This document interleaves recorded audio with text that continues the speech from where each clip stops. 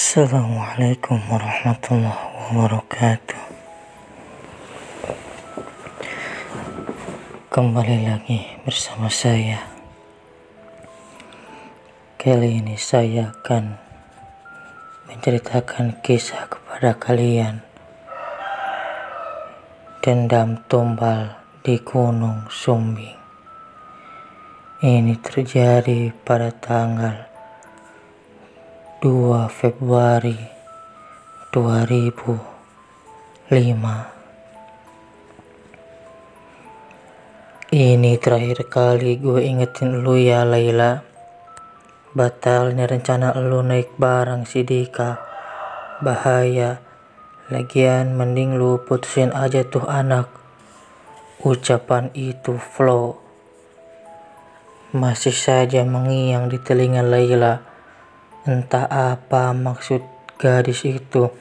Yang pasti sepanjang pendakian konsentrasi Laila buyar.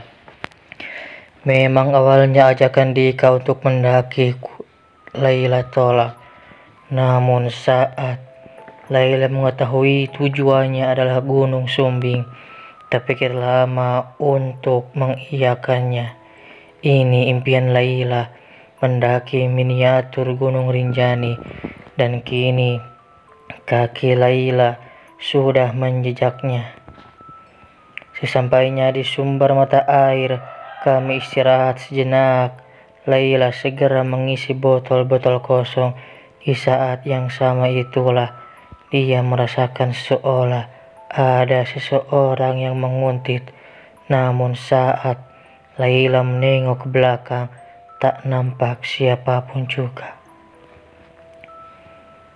Laila mengusap tengkuk yang tiba-tiba dingin. Laila pun segera berlaru. Laila, langkahnya terhenti. Sayup dia mendengar seorang wanita memanggil nama kecilnya. Spontan, Laila menoleh. Dia menejamkan matanya, juga pendengaran. Mana tahu Laila salah dengar. Bisa saja itu halusinasinya semata. Ternyata hanya ranting-ranting pepohonan yang berjatuhan. Setelah melalui jalur yang aduhai, tibalah kami di Camp Gajah. Kita diriin tenda di sini saja. Sebelum subuh kita bisa lanjutkan pendakian lagi, ucap Irwan sang ketua. Sebagai anggota kami hanya mengikuti arahannya saja. Sebenarnya menurut informasi yang Laila baca di laman online, Camp Gajah ini anginnya kencang karena memang tak ada pepohonan rindang. Padang sabana terhampar kuning keemasan sepanjang mata memandang.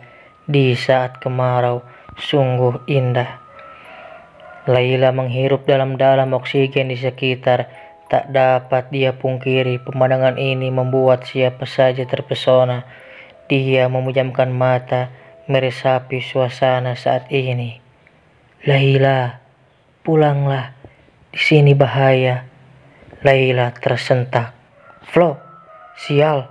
Si bawel itu mengekor kemanapun rupanya. Tapi Flo kan tak memiliki lesung pipi. Lantas, siapa yang barusan? Laila berusaha mencari sumber suara, tapi sepertinya sia-sia belakang.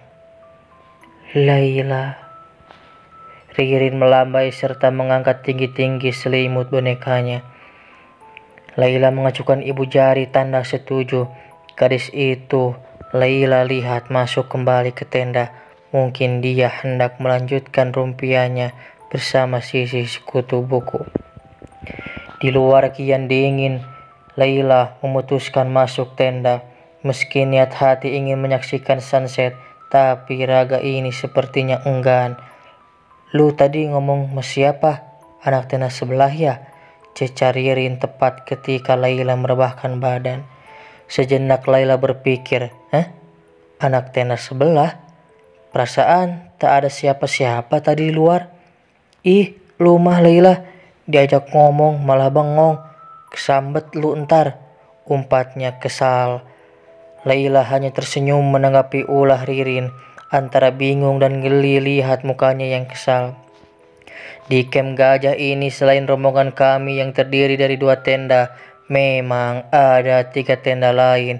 Dari perkenalan yang singkat siang tadi, mereka bilangnya berasal dari Bandung. Petang pun beranjak, angin masih bertiup kencang. Rasanya malas sekali untuk keluar tenda. Namun teriakan Irwan yang begitu heboh membuat Laila penasaran.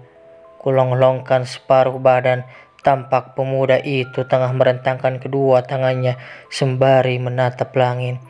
Rupanya pemuda itu terpesona oleh hambaran jutaan bintang di langit malam sana. Ush, kamu siapa? Jauhi Laila. Laila pacarmu, gadis yang akan kau habisi. Semar dari kejauhan terdengar pertengkaran yang menyebut-nyebut nama Laila. Sesekali lengkingan tawa begitu tajam terdengar di telinga Laila. Laila mengikuti sumber keributan itu. Langkahnya terhenti seperti suara Dika. Tapi siapa perempuan yang bertengkar dengannya? Bukankah Ririn dan Sisi ada di tenda? Reni, seorang lelaki yang berasal dari Bandung ini tiba-tiba merangsek ke arah perempuan di hadapan Dika. Laila terlonjak seketika menoleh kiri kanan. Tak ada orang lain lagi selain kami berempat. Laila kiras. Sekarang pun kami berada jauh dari tenda karena hanya terlihat gundukan-gundukan kecil dari tempat tidurnya berdiri. Kumohon keluarlah dari tubuh adikku Reni. Wahai Nona, kami tidak ada urusan denganmu. Laila. Kulihat lelaki itu bersimpuh dengan tangan menangkup di depan wajahnya. Tiba-tiba tubuh perempuan itu, Reni, ambruk. Beruntung lelaki yang bersimpuh tadi dengan cepat menangkapnya. Ah, pekiku tatkala Laila melihat sesosok perempuan yang begitu mirip dengannya tengah berdiri di samping tubuh Reni. Seketika Laila merasakan ribuan bintang seolah membenamkannya. Pening melanda hingga tubuh ini tersungkur di atas padang sabana. Entah sudah sejak kapan Laila dikelilingi teman-teman. Ririn dan Sisi kini memeluknya erat sangat. Tampak Irwan yang berdiri tak jauh dari Dika. Dika, pemuda itu penampilannya begitu kacau. Laila, adikku, pulanglah, nyawamu terancam di sini. Perempuan misterius itu, bagaimana mungkin dia tahu nama Laila? Adik? Ya Tuhan, suratan apa ini? Tiba-tiba seorang perempuan mengakui Laila sebagai adiknya di tempat seperti ini pula. Mulut Laila seolah terkunci. Laila hanya dapat mendengar ungkapannya yang dia rasakan begitu memilukan. Wajah tirusnya sungguh pucat. Apa dia belum makan? Tapi sorot matanya meremanglah bulu kunduk Laila. Jauhi dia, Laila. Laila arah telunjuk perempuan itu. Tatapannya jatuh pada Dika yang terduduk lemas dengan wajah tertunduk. 20 tahun lalu bapaknya melenyapkanku. Suara perempuan itu tiba-tiba memelan. Banyaknya melenyapkanku demi tumbal kekayaan keluarga mereka. Dulu aku begitu terpedaya dengan segala kebaikannya, hingga mau dinikahi meski hanya di bawah tangan. Namun semua itu hanyalah kedok semata. Keluarga mereka sangatlah kejam, Laila. Jauhi keluarga Wikrama. Kenyataan apa nih, Dika? Tumbal kekayaan. Otak Laila kian berputar mencerna semuanya. Tinggalkan dia. Saat ini kaulah target selanjutnya, karena syarat tumbal ada pada dirimu seutuhnya. Laili pijit keras pelipisnya. Ingatkah kau dengan kematian sepupumu yang penuh dengan cakaran? Mbak Laili, sekuat tenaga mengumpulkan kepingan ingatan akan masa kecil. Ya, Laila mengingatnya. Hari itu saat Laila baru saja masuk TK, para lelaki berseragam mengantar jasad seseorang. Mbak Laili, anak sulung Pak D, Menurut cerita, jasadnya hampir sulit dikenali karena bekas cakaran di mana-mana. Saat itu tidak akan Laila lupakan begitu saja hari di mana Laila kehilangan Mbak Laili dan juga kakek untuk selamanya. Kematian kakek begitu mendadak, cerita ibu. Kakek terkena serangan jantung saat tahu musibah menimpa Mbak Laili. Mengingat itu semua membuat gelap seluruh penglihatan Laila. Namun, sesaat sebelumnya masih ku dengar isak tangis Ririn memanggil nama Laila.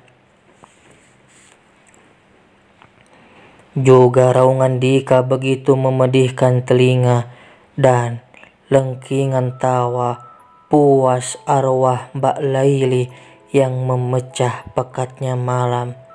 Mungkin dendamnya sudah terpenuhi, berakhir pekikan seluruh teman Laila memanggil nama Dika. Dan Laila pun beserta semua rombongannya kembali ke bawah. Dan alhamdulillah Laila tidak jadi tumbal yang ingin ditumbalkan oleh Dika.